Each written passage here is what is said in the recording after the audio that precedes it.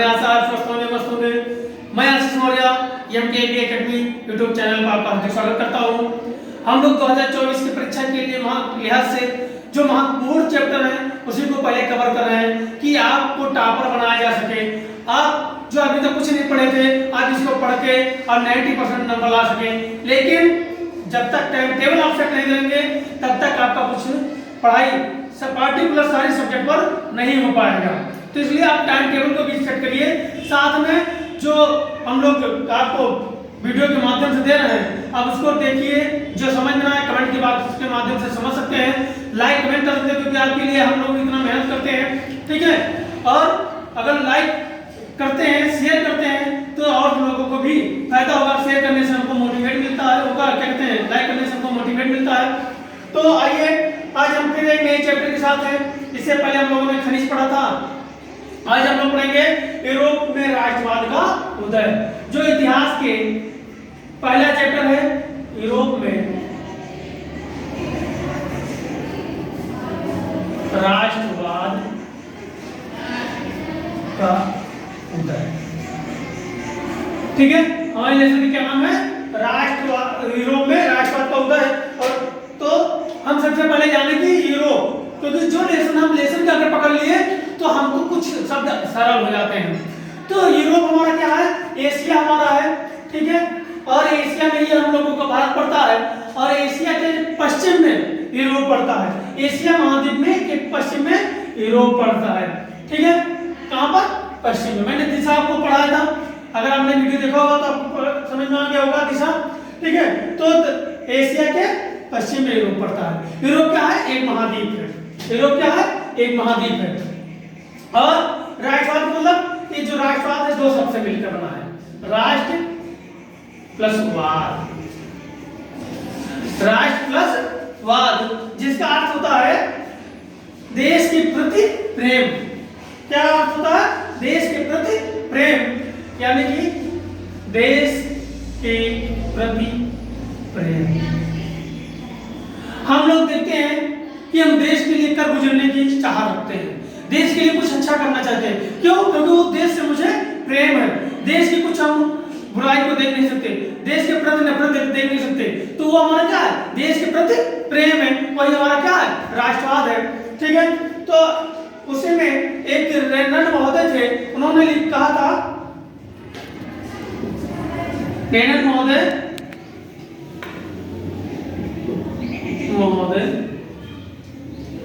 ने कहा समान भाषा, नस्ल, धर्म आदि से बने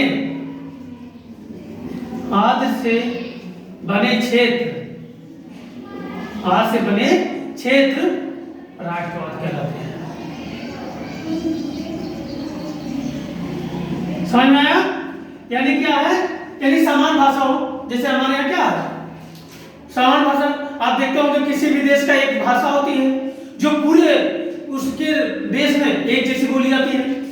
नस्ल, धर्म आदि से बने क्षेत्र क्या कहलाते हैं? राष्ट्रवाद कहलाते हैं, ठीक है। तो इतना क्लियर हो गया। अब आते हैं हम यूरोप के राष्ट्रवाद यानी यूरोप के बारे में, इसका परिचय पढ़ेंगे। तो 18वीं सदी में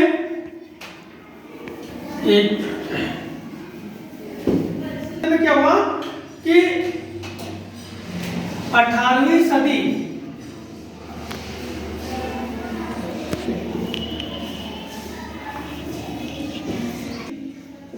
में 1848 ईस्वी को एक फ्रांसीसी चित्रकार थे, फ्रेडरिक सयू थे।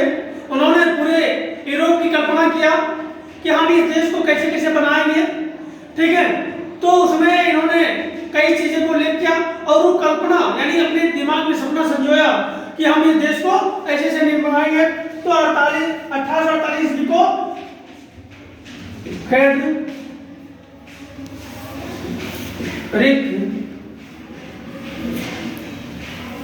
सयू महोदय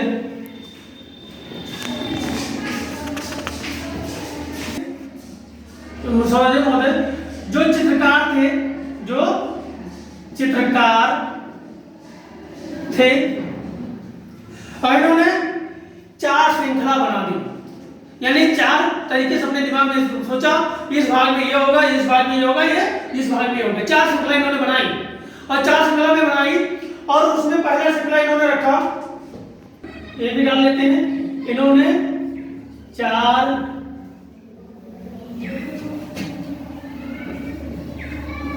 श्रृंखला बनाई।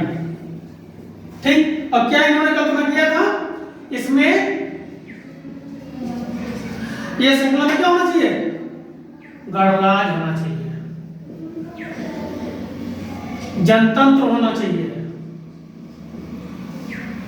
स्वतंत्रता होनी चाहिए, स्वतंत्रता और एक उदारवाद, उदारवाद। फिर ये 4 क्या किए इन्होंने श्रृंखला बनाई, गणराज, तंत्र, जनतंत्र, स्वतंत्रता, उदारवाद। इसमें गणराज किसको कहते हैं, जहां पर राष्ट्रीय अध्यक्ष का चुनाव होता हो, जिस देश में है उस देश के राजा यानी अध्यक्ष का चुनाव होता हो, उसको हम क्या कहते हैं, राष्ट्रीय अध्यक्ष, गणराज। जैसे हमारे भारत में है, तो भारत में क्या होता है, राष्ट्रीय अध्यक्ष कौन है, राष्ट्रपति, और राष्ट्रपति का हमारे चुनाव होता है, तो हमारा क्या है, गणराज है। तो इन्होंने क्या कल्पना बनाया था, गणराज होता है जनतंत्र, जनतंत्र मतलब होता है जनता का शासन, और जहां पर शासनाध्यक्ष का चुनाव होता हो, शासनाध्यक्ष का चुनाव होता हो, उसको हम कहते हैं जनतंत्र। यानी क्यों, क्योंकि जनतंत्र से ही हमारी सरकार चलती है, और शासनाध्यक्ष कौन होता है, प्रधानमंत्री होते हैं। फिर स्वतंत्रता, जैसे हम लोग जान ही रहे कि हम 1947 से पहले हम लोग क्या थे, गुलाम थे, लेकिन बाद में हमको क्या हमारे क्रांतिवीरों ने लड़ाई लड़ा और हम लोगों को उस गुलामी से मुक्त कराकर स्वतंत्रता दिलाई। उदारवाद वही चीज है कि उदारवाद से भी एक अर्थ होता है स्वतंत्रता। ठीक है, तो इन्होंने ये 4 चीजें, यानी उदारवाद खुले विचार से जो बात करें तो वही हमारा क्या था, इन्होंने किया। इसमें पहला इन्होंने किया चित्र था, इन्होंने जब 4 श्रृंखला बनाया था, तो पहले चित्र में इन्होंने क्या किया कि अमेरिका और यूरोप के लोगों को एक लंबी कतार में खड़े कर दिया और एक सामाजिक लोगों के वर्ग के लिए इन्होंने क्या किया, लाइन में लगा दिया, और उनके हाथ में एक, जानते हैं कि किसी न किसी को हम अपना होकर मान लेते हैं, क्या कहते हैं, निशान मान लेते हैं। और वहां पे क्या किया, आप जब बुक खोलेंगे तो सयू महोदय एक चित्र बनाते हैं, और चित्र आपके सामने दिखाई देगा कि एक महिला खड़ी हुई है और महिला के हाथ में, एक हाथ में मिसाल है और एक हाथ में यूरोप का आजादी की घोषणा ली हुई है, और सभी लोग उनकी तरफ दौड़ रहे हैं कि मुझे आजादी दिलाइए और मुझे स्वतंत्रता दिलाइए। ठीक है, इसकी, और इन्होंने इसमें सभी लोग के लोग शामिल थे। ठीक, तो आई इन्होंने पहला क्या चित्र डाला था कि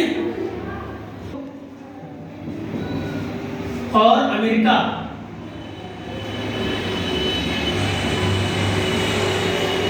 यूरोप और अमेरिका के लोग के सभी लोग सभी उम्र के, सभी लोग और सभी उम्र के, ये नहीं उम्र के सामाजिक वर्ग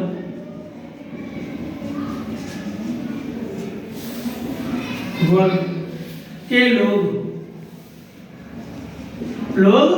लंबी कतार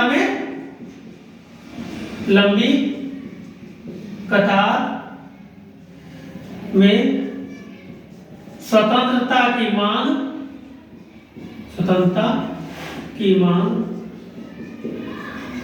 कर रहे थे। यानी एक लंबी कतार थी जिसमें सभी व्यक्ति लाइन से खड़े थे, ठीक है, और इसमें सभी उम्र, छोटे बूढ़े जवान बच्चे, लेडीज मतलब औरत, सभी लोग इसमें, सभी सामाजिक वर्ग सभी क्या थे, इस कतार में लगे हुए थे और लगकर क्या मांग रहे थे, स्वतंत्रता की मांग कर रहे थे। और एक महिला को इंगित किया, यानी महिला को क्या किया, इंगित कर दिया, क्योंकि हमारी जैसे भारत में क्या है, हमने एक भारत माता की तस्वीर करते हैं और भारत माता की तस्वीर में कौन है, एक महिला होती है। तो हर जगह नारी को आगे किया जाता है, वहां भी यूरोप की आजादी के लिए एक महिला को आगे किया। और महिला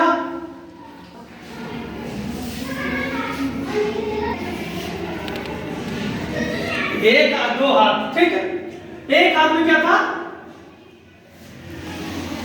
मिसाल था, और एक हाथ में आपका घोषणा पत्र था स्वतंत्रता की, ठीक है। और इस महिला की तरफ लोग एकत्र कर रहे थे, यानी उसी के सामने खड़े होकर क्या कर रहे थे, स्वतंत्रता की मांग कर रहे थे, ठीक है। इनकी पहचान क्या थी, उनके जो कपड़े थे या जो राष्ट्रीय पोशाक थे वही उनकी पहचान थी इन लोगों की, ठीक है। तो अब था ये जुलूस का नेतृत्व अमेरिका और स्विट्जरलैंड, इसका जुलूस का नेतृत्व कौन कर रहा था, जुलूस का नेतृत्व अमेरिका और स्विट्जरलैंड के लोग कर रहे थे, ठीक है। तो ये कर रहे थे और किसको, फ्रांस और जर्मनी को एक आजादी दिलाने के लिए ये लोग नेतृत्व कर रहे थे। और क्यों कर रहे थे, क्योंकि अमेरिका और जो स्विट्जरलैंड था एक राष्ट्रवाद बन चुका था। क्या था, ये राष्ट्रवाद बन चुका था, कौन, अमेरिका और स्विट्जरलैंड। तो ये फ्रांस और जर्मनी को उनके हक दिलाने के लिए ये इसका नेतृत्व कर रहा था, किसका, ये जुलूस का, ठीक है। आगे आते हैं, जो चल रहा था ये महिला की तरफ इंगित कर रहे थे, ठीक है। तो ये जुलूस में जर्मन के लोग जो थे वो भी झंडा थामे हुए थे, यानी जर्मन के लोग जो थे वो भी झंडा थाम लिया और स्वतंत्रता की मांग करने लगे। और उनको ये आह्वान किया कि जो जर्मनी रियासतें हैं, जो जर्मनी रियासतें हैं वो एकजुट हो जाएं, जो वहां के लोग हैं, उनकी भाषा शैली के लोग हैं, वो एकजुट हो जाएं और इस मुहिम में कर जाएं। क्योंकि उनको, जर्मन के लोगों को ये था कि अगर हम इसी समय, यही मौका है कि हम भी एकजुट हो जाएं, और जब एकजुट हो जाएंगे तो हमको भी सफलता मिल सकती है।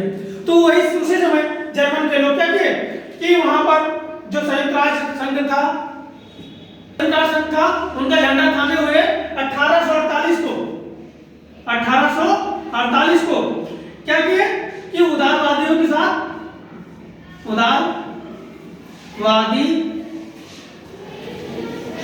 वादी की उम्मीदों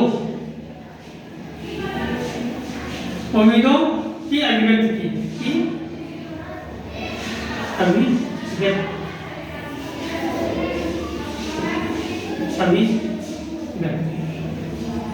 ठीक। तो जर्मनी के लोग क्या किए कि वो लोग जो संयुक्त राज्य का राष्ट्रध्वज था उसको लिया और 1848 में उदारवादियों के साथ, उम्मीदों के साथ वो भी जुलूस में शामिल हो गए और जो रियासतें थी उनको एकजुट करने का काम किया, ठीक है। तो इतना क्लियर हो गया, ये इतना क्लियर हो गया।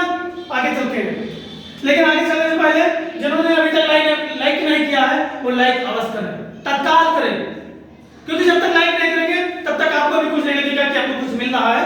क्योंकि आपको पढ़ाने के लिए, आपको एक कंटेंट पहुंचाने के लिए हमको भी मेहनत करनी पड़ती है। तो मेहनत के लिए एक लाइक तो बनता ही है, तो आप लाइक दे सकते हैं। तो आप एक, ठीक है, तो जिन्होंने अभी तक लाइक नहीं किया है वो लाइक कर दें।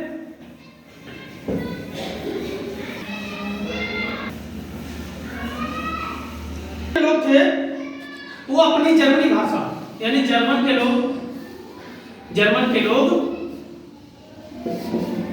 अपनी जर्मनी भाषा, ठीक है, ये भाषा रियासतों पे इकट्ठा किया। जैसे हम इधर हम देख रहे हैं अपने उत्तर प्रदेश की प्लेन, तो हमारे यहाँ भारत में क्या है, हिंदी राजभाषा है। हिंदी की हमारे यहाँ क्या माना गया, राजभाषा माना गया, हमारे यहाँ राष्ट्रभाषा कोई नहीं है। तो ये जो जर्मनी के लोग थे, तो इनके जैसे हम गांव में जब दो समुदाय में झगड़ा होता है तो ये समुदाय जो जिस समुदाय का होता है उस समुदाय में बट जाता है, ठीक। उसी प्रकार ये क्या था, जर्मन के लोग अपनी भाषा को, जर्मनी भाषा रियासतों को क्या किया, प्रजातांत्रिक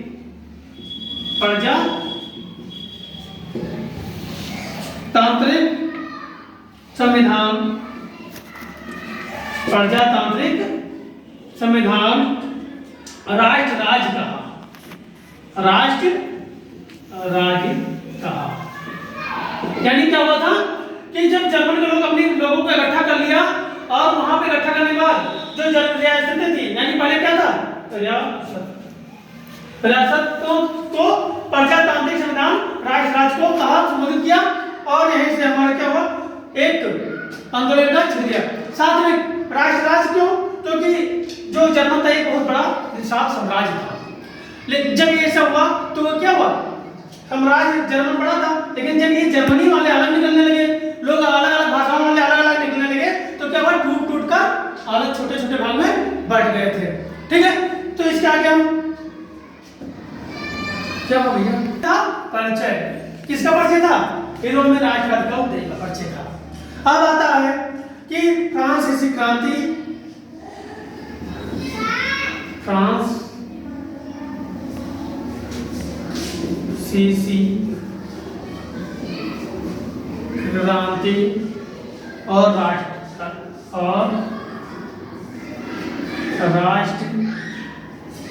का विचार। क्या आता है? फ्रांसीसी क्रांति और राष्ट्र का विचार। अभी हमने देखा कि संयुक्त महोदय ने 4 श्रृंखला बनाया, गणतंत्र, जनतंत्र, स्वतंत्रता, उदारवादी। उन्होंने एक कल्पना किया, एक सपना संजोया और उसी के तहत इन्होंने काम किया। ठीक है, तो वहां से क्या निकला? फ्रांसीसी क्रांति और राष्ट्र का विचार। और हम लोगों ने 9th में पढ़ा था फ्रांसीसी क्रांति, हो सकता है आपको याद हो। 9th में हम लोगों ने पढ़ा था इसको, फ्रांस को। तो वहां क्या पढ़ा था कि जो 1789 में फ्रांस में, यानी 1789 ईस्वी में फ्रांस में एक शासक का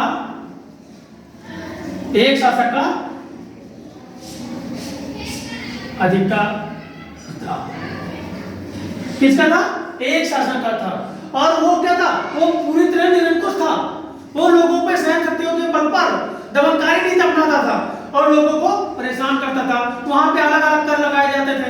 आपने नहीं में पढ़ा होगा कि प्रथम स्टेट था, द्वितीय स्टेट था, तृतीय स्टेट था। जो प्रथम स्टेट थे उनको कर से मुक्त था। ठीक है, और अलग अलग तरीके से अलग अलग क्षेत्र में कर लगा दिए जाते थे, जिससे ये सब फ्रांस के लोग परेशान थे। और परेशान होकर यही 1789 में इस क्रांति का शुरुआत होता है, यानी प्रारंभ होता है। फ्रांसीसी क्रांति की शुरुआत यही 1789 से शुरू होती है। और जब शुरू होती है तो क्या होता है? ये 2 भाग में बढ़ जाता है। किसमें बढ़ जाता है? 2 भाग में, एक राजनीतिक में और एक संवैधानिक में।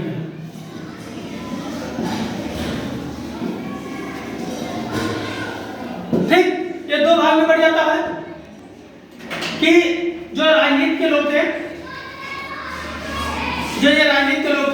तो ये राजतंत्र की स्थापना चाहते थे।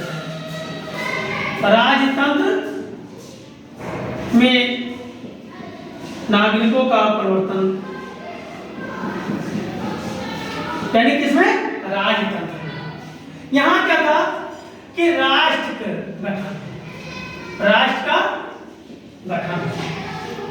ठीक, यानी राजनीतिक लोग राजतंत्र में नागरिकों को विश्वास रखते थे और संवैधानिक में राष्ट्र के गठन करते थे। जो इनके वही के लोगों द्वारा और ये कहा गया कि जो जनता होगी वही उसकी नियत तय करेगी। ठीक है, यानी वो संवैधानिक राष्ट्र गठन होगा, जो उसकी जनता होगी वही नियत तय करेगी। ठीक, तो इतना क्लियर हो गया। ठीक है, इतना क्लियर हो गया। आगे बढ़े, आइए। ठीक, में फ्रांस की शुरुआत होती है फ्रांसीसी क्रांति की। तो उसमें राजनीति में और संवैधानिक में 2 भाग में बढ़ जाते हैं, 2 चीजों में बढ़ जाते हैं। जिसमें राजनीति का क्या होता है कि राजतंत्र में नागरिकों का विश्वास हो जाता है और यहाँ पे संवैधानिक में राष्ट्र का गठन होता है, जो राष्ट्र का गठन होकर उसकी नियत तय करेगी। ये हुआ नहीं था, उन्होंने कल्पना किया था कि ऐसा होगा। तब क्रांतिकारियों ने क्या फ्रांसीसी क्रांतिकारियों को बदल चुके थे और उन्होंने बड़ी बड़ी घोषणाएं किया। क्या फ्रांसीसी क्रांति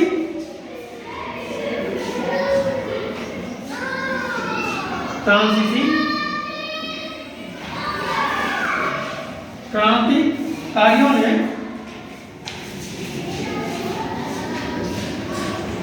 फ्रांसीसी क्रांतिकारियों द्वारा कई प्रकार के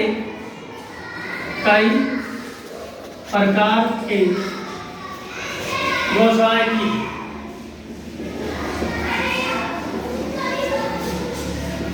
कई प्रकार की क्या घोषणाएं किया,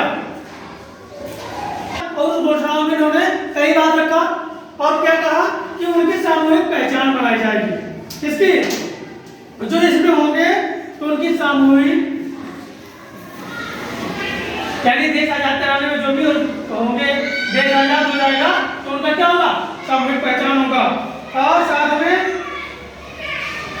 देश के प्रति ये होगा, देश के प्रति भावना जागृत किया,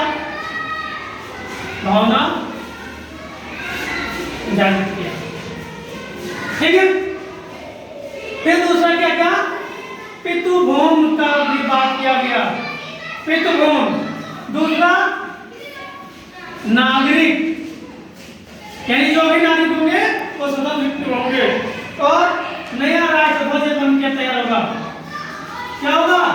राष्ट्रध्वज इनका अलग होगा अपना। साथ में क्या होगा? इससे जनरल जो होंगे, जो इतने जनरल था इसका नाम बदलकर नेशनल असेंबली रख दिया गया। क्या रख दिया गया? National assembly. और नेशनल असेंबली में कौन चुनेगा? तो जो इसका चुनाव लिख लीजिए, इसका नेशनल असेंबली का इसका चुनाव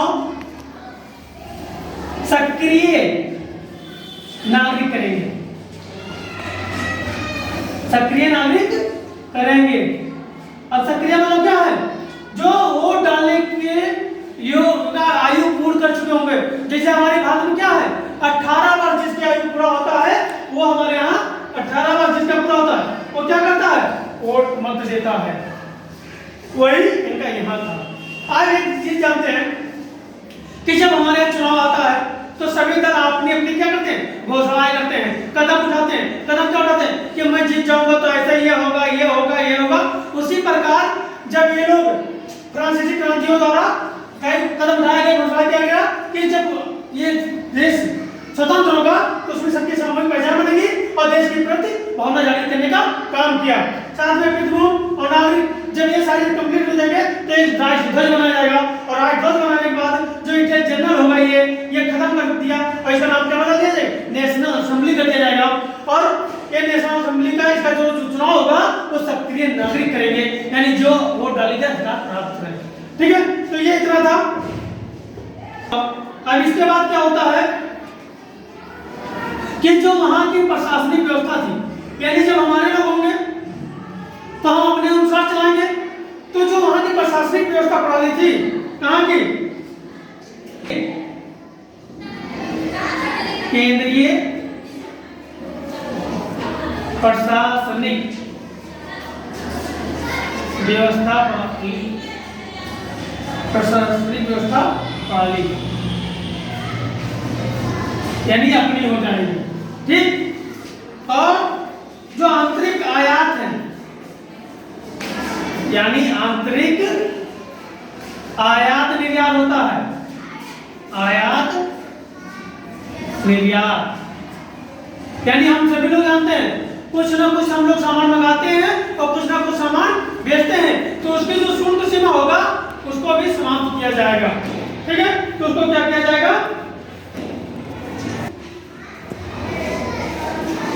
समाप्त। ठीक है। साथ में भार व माप की एक समान व्यवस्था होगी। एक समान व्यवस्था होगी। साथ में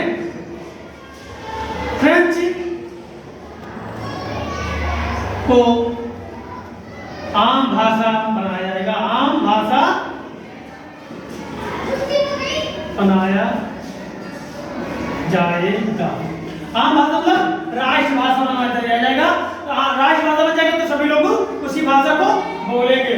तो ठीक है, इतना क्लियर हो गया कि जो वहाँ की जो शासन व्यवस्था था, अगर ये घोषणा इन्होंने बताया क्या बताया था कि केंद्रीय प्रशासनिक व्यवस्था प्रणाली को लागू किया, आंतरिक आयात निर्यात शुल्क समाप्त होगा, बाहर में आपकी एक समान व्यवस्था होगी, और जो फ्रेंच भाषा है उसको राष्ट्रभाषा बना दिया जाएगा, जो आम भाषा बन जाएगा। ठीक, तो इतना जब किया तो जो क्रांतिकारी लोग थे उनकी घोषणा का एक उन्होंने लक्ष्य बना लिया। ठीक है, तो ये देख लीजिए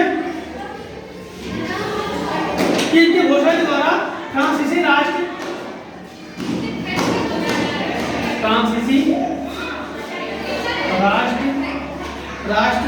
का भाग और लक्ष्य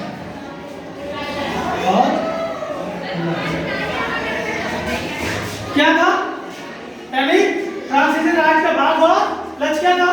पहला वही कि यूरोप में निरंकुश शासकों का राजतंत्र समाप्त किया जाएगा, क्योंकि जो निरंकुश राजा, निरंकुश मतलब क्या होता है? जिसके कोई अंकुश ना हो, निर्धन अंकुश, निर्धन अंकुश, यानी जिससे न अंकुश न लगाए, अंकुश किया जाएगा। ठीक है, अंकुश हटाया जाएगा। तो ये क्या था? पहले राजा जो चाहता था वही काम करता था, जो उसके उच्च पदाधिकारी होते थे जो सलाह दे देते थे वही कराया जाता था। जैसे हम लोग पढ़े हैं कि अलग अलग जो क्षेत्र होते थे तो अलग अलग क्षेत्रों में अलग अलग प्रकार की कार्य थे, उनके जो नियम थे अलग अलग थे। कहीं पे कर ज्यादा लिया जाता था, कहीं पे कर कम लिया जाता था, और कहीं पे कुछ लिखते, तो सभी जगह अलग अलग नियम थे, और यही नियम की वजह से वो जो शासन था वो निरंकुश था। तो इन्होंने जब फ्रांसीसी राष्ट्र का एक भाग बनाया और ये लक्ष्य निर्धारित किया कि यूरोप को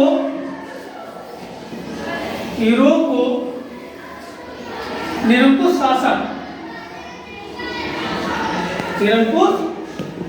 शासकों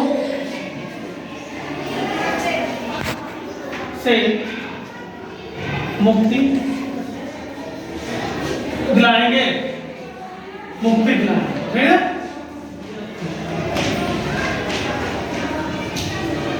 ठीक, क्या था?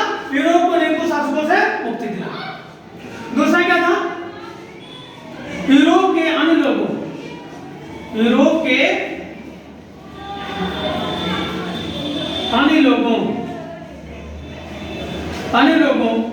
को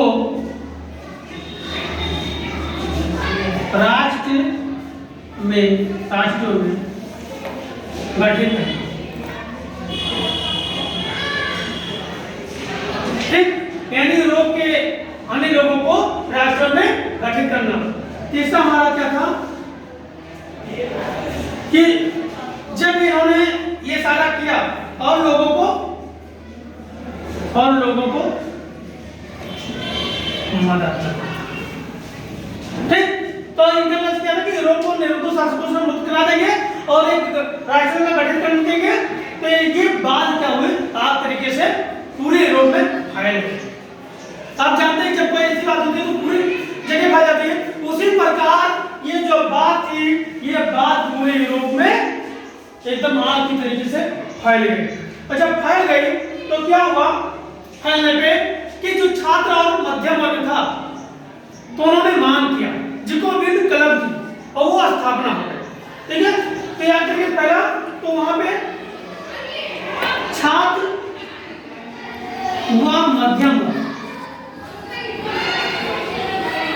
वर्ग, ये क्या किए? ये जैकोबिन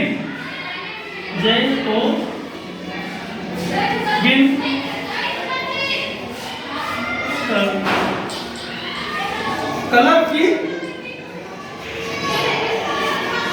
स्थापना की मांग। ठीक है, ये राजनीतिक था। ठीक है, और इससे क्या हुआ? जब ये इनका जब स्थापना हो गई तो जो यूरोप की सेना थी उसका रास्ता खुल गया और वो जब भाई स्वतंत्र हो गई, सैनिक वहां की, और जब सैनिक वहां की स्वतंत्र हो गई तो क्या क्या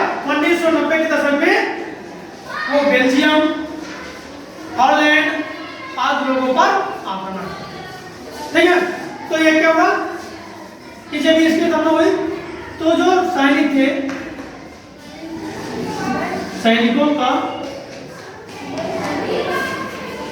के लिए रास्ता खुल गया। क्या हो गया? रास्ता खुल गया। कहाँ के सैनिक? ये भी जान लीजिएगा, फ्रेंच। क्योंकि हम कहाँ बात कर रहे हैं? फ्रांसीसी क्रांति की बात कर रहे हैं, तो फ्रेंच सैनिकों के लिए रास्ता खुल गया। और आप जानते हैं कि जब ये घोषणा किया तो लोगों को लगा कि हमको आजादी मिल जाएगी, तो लोग बढ़ चढ़कर हिस्सा लेने लगे। तो उसमें सभी वर्गों के लोगों का समर्थन मिलने लगा इन लोगों को, और उसी से सैनिक का मनोबल बढ़ा और वो आगे बढ़ निकले। और बढ़ने से 1790 के दशक में हॉलैंड, बेल्जियम,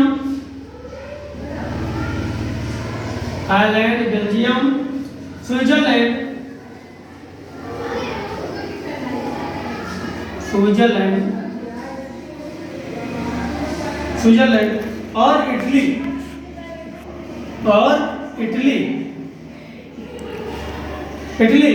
के इलाके में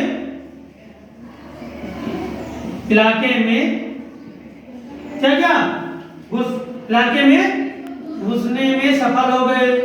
इलाके में घुसने में सफल हो गए। ठीक। यानी ये वहां पे फ्रांसीसी क्रांतिकारियों ने जब अपनी बात को बताया कि हमारा ये लक्ष्य है, हम देश आजादी होने के बाद ये लाभ मिल सकता है, ऐसे हो सकता है, तब वहां के जो लोग, जो वहां के कमजोर वर्ग थे या सभी वर्ग के लोग थे, वहां पे क्या सैनिकों के मनोबल बढ़ा और सभी लोग मिलकर 1790 के दशक में आयरलैंड, बेल्जियम, स्विट्जरलैंड और इटली के इलाकों में घुस गए। और घुसकर वहां पे क्या अपने हाथ में ले लिया, जीत लिया। ठीक है। और जीत के फिर वहां पे शासन करना शुरू किया। अब शासन में एक आते हैं नेपोलियन बोनापार्ट की एंट्री होती है। ठीक है। जो एक फ्रांस का शासक के तौर पर उसने शासन किया फ्रांस के में, जिसका जन्म होती है नेपोलियन बोनापार्ट। ये आपके पेपर में भी आते हैं, नेपोलियन। तो नेपोलियन का एंट्री होता है। नेपोलियन का जन्म 15 अगस्त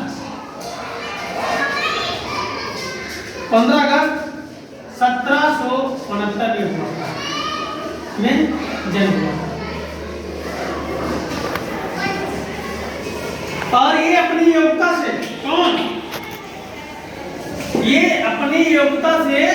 क्या थे? 24 वर्ष की आयु में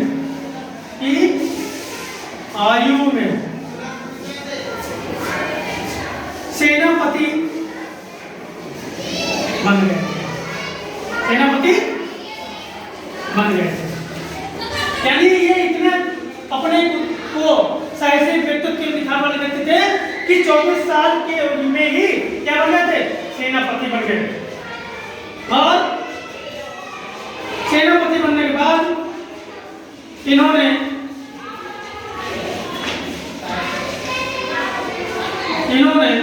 1799 से 1815 तक फ्रांस पर शासन किया।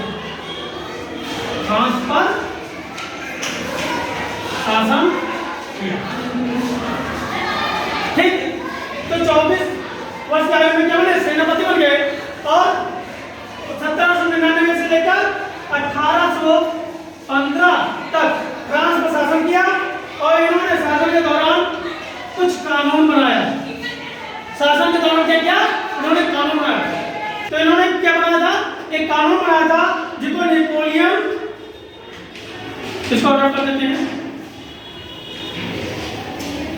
तो इन्होंने कानून बनाया, उस कानून का नाम था नेपोलियन कानून संहिता।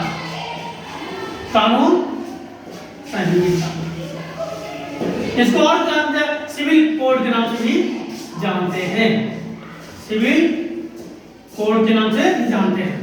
इन्होंने बहुत कुछ इसमें लिखा कि जब ये कानून बनाए तो जो हमारे वहां फ्रांस में शासन व्यवस्था, राजा का शासन व्यवस्था था, और उसमें कुछ विशेष लोगों को जन के आधार पर क्या था, विशेष अधिकार प्राप्त थे।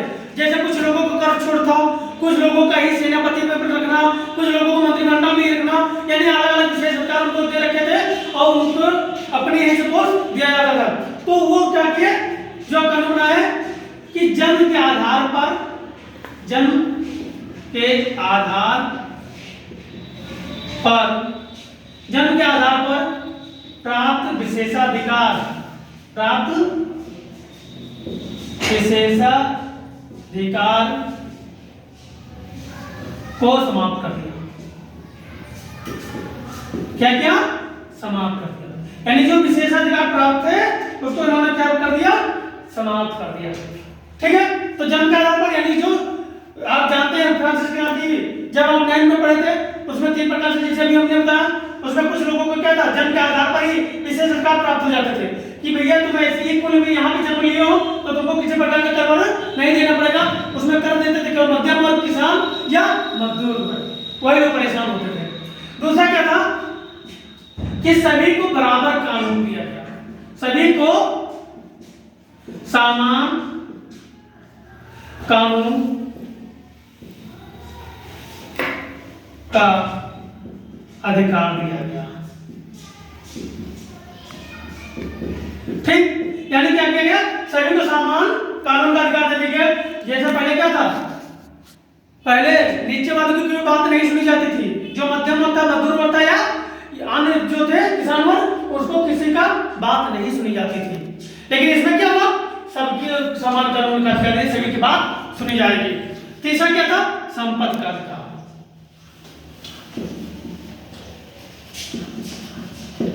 संपत्ति का अधिकार, यानी सभी का अधिकार दे दिया कि सभी के पास संपत्ति हो सकता है। पहले क्या था, पहले भूमि लीज पर दे देते थे, उससे बहुत ज्यादा कर लेते थे, लेकिन ये अधिकार संपत्ति का अधिकार दे दिया गया। फिर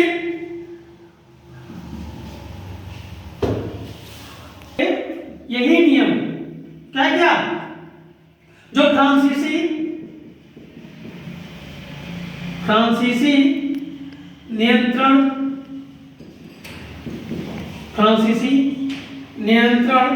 के अधीन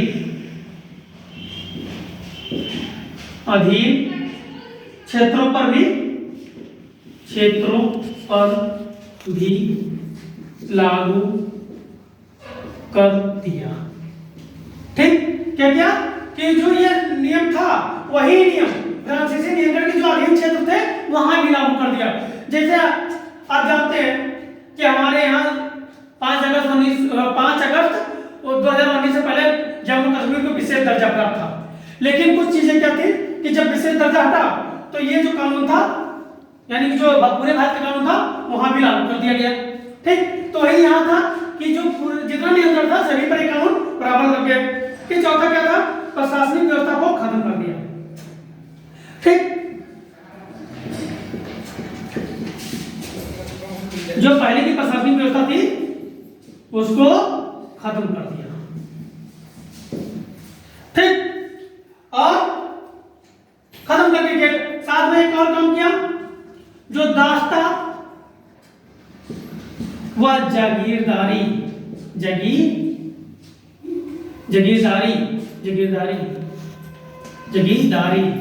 प्रथा थी, प्रथा का को भी खत्म कर दिया, खत्म किया। क्योंकि पहले के लोग क्या थे कि जो छोटे लोग थे उनको परेशान करते थे, उनसे अपने यहाँ का काम कराते थे, गुलामी कराते थे, उससे क्या किया, बंद कर दिया। ठीक है, इसके साथ में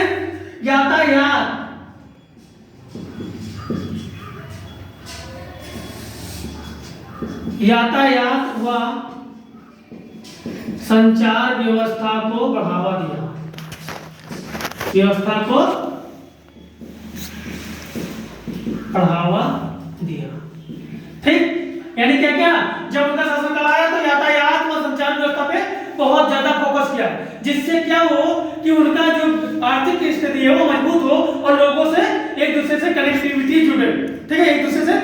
जुड़ सके। तो यातायात व संचार व्यवस्था को बढ़ावा दिया। और लास्ट में क्या था कि जो भार था वह माप, भार व माप को क्या किया, एक भार और माप तथा राष्ट्रीय मुद्रा को समान कर दिया। यानी कि भार, माप, राष्ट्रीय मुद्रा पूरे देश में एक कर दिया। जैसे अपने यहाँ रुपया, यही रुपये तुम कहीं भी लेके जाओगे सबकी उसकी वैल्यू सेम रहेगी, तो वही मुद्रा सेम कर दिया। भार, माप पहले क्या था, आप 9 में पढ़े होंगे, तो क्या था उसमें कि भार अलग अलग, कहीं कुछ तौला जाता था और कहीं कुछ और तौला जाता था। तो यहाँ पे क्या किया कि सभी को एक समान बना दिया गया, मुद्रा भी एक कर दिया गया। जो ये नेपोलियन की क्या था, नेपोलियन कानून संहिता थी। ठीक है, अब इसके आगे नेक्स्ट पार्ट में, लेकिन जिन्होंने अभी तक चैनल को सब्सक्राइब नहीं किया है वो चैनल को सब्सक्राइब कर लें, बेल आइकन को दबा दें, कमेंट बॉक्स में सुझाव अवश्य दें, अगर कुछ समझ में ना हो वो बताएं, और साथ में लाइक अवश्य करें, क्योंकि आपके लिए मैं इतना कर सकता हूं, तो आप एक लाइक मेरे लिए तो अवश्य कर सकते हैं। साथ में इसको ज्यादा से ज्यादा शेयर करें, जिससे सभी लोगों को इसका लाभ मिल सके। जय हिंद, जय भारत।